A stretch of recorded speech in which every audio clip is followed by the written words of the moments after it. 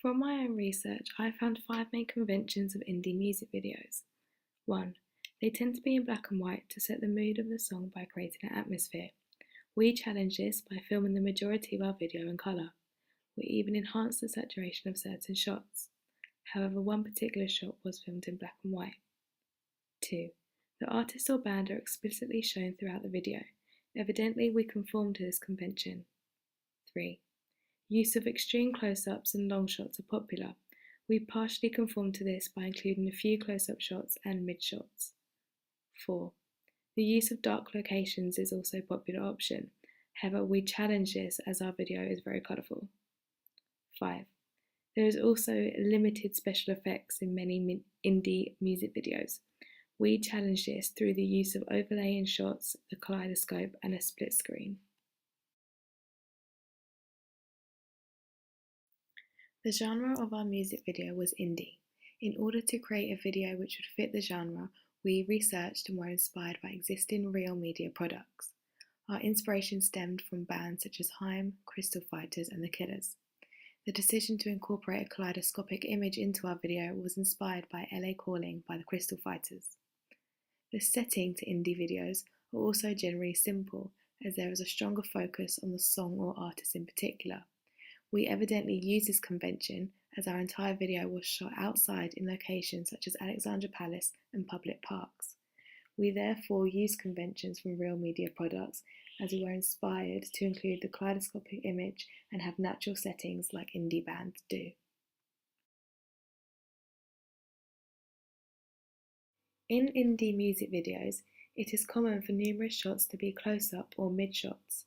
This introduces the audience to the band or artist. My group and I use this convention as many of our shots were either mid-shot or close-up.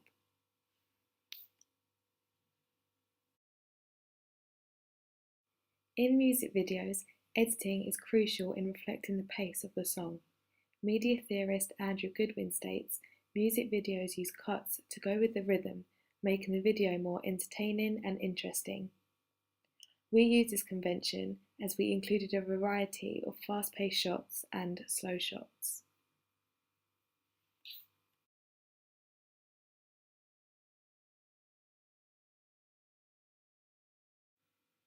It is common for indie bands to include footage of live performances into their videos. Recent examples include Jatebug's Lightning Bolt and Kings of Leon's Temple video. We developed this convention as our music video featured many shots, both group and individual, of lip syncing.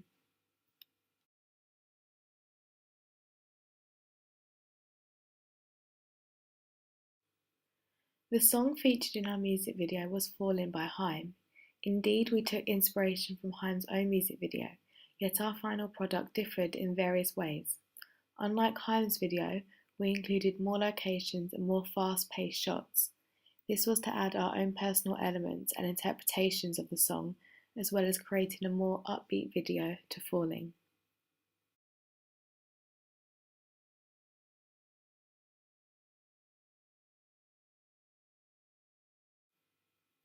The use of colour in our video enables the audience to understand the mood of the song.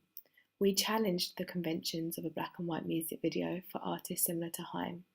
In contrast, we produced a bright and colourful music video, adding effects on iMovie which enhanced the saturation of footage and adding filters. The image on the left is a screenshot from our music video, which you can clearly see is much more colourful in comparison to the black and white screenshot from Lana Del Rey's music video to video games. My group and I challenged the forms and conventions of real media products by deciding not to base our video on a strong narrative. It is common for indie music videos to be split between being solely narrative or performance-based, yet our research found most videos do feature a narrative, some more discreet than others.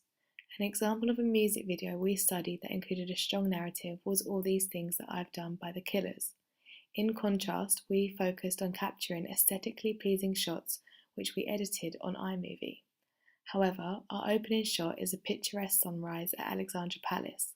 Our final shot then returns to the sunset at Alexandra Palace.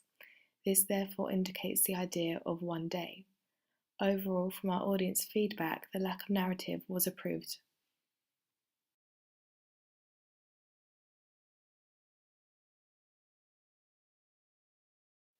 These images are examples of indie magazine adverts.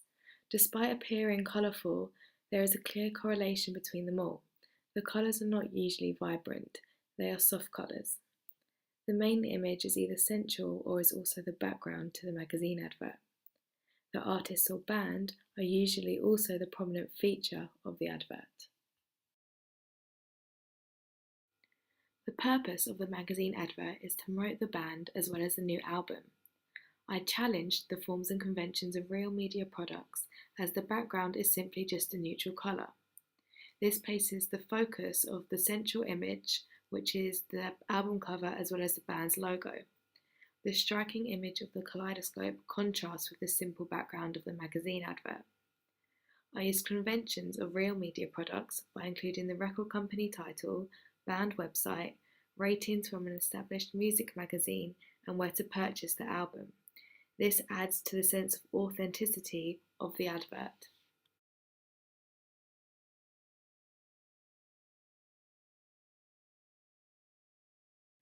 Indie digipacks tend not to feature the band and instead have pictures and colours which make the digipack stand out. These are two examples that influenced my own digipack. Coldplay's Milo Xyloto and the XX coexist. Evidently, there is an element of simplicity which contrasts to the bright colours of the central image in indie digipacks. So in my own digipack, I used forms and conventions of real media products as my group were not featured on the digipack at all. Instead, I did use bright colours which allow the digipack to stand out. I also did conform to the use of a simple background. By including the record company, a spine and a barcode, this gave my own digipack a sense of validity. Thus, I used conventions of real media products. My third panel is the disc. I developed conventions of real media products by including the same image on the first panel as on my disc. Usually the discs of digipacks are quite simple. They normally feature the album title and the band name with a plain background. However, I wanted to include the kaleidoscopic image. This makes the disc look more appealing and interesting.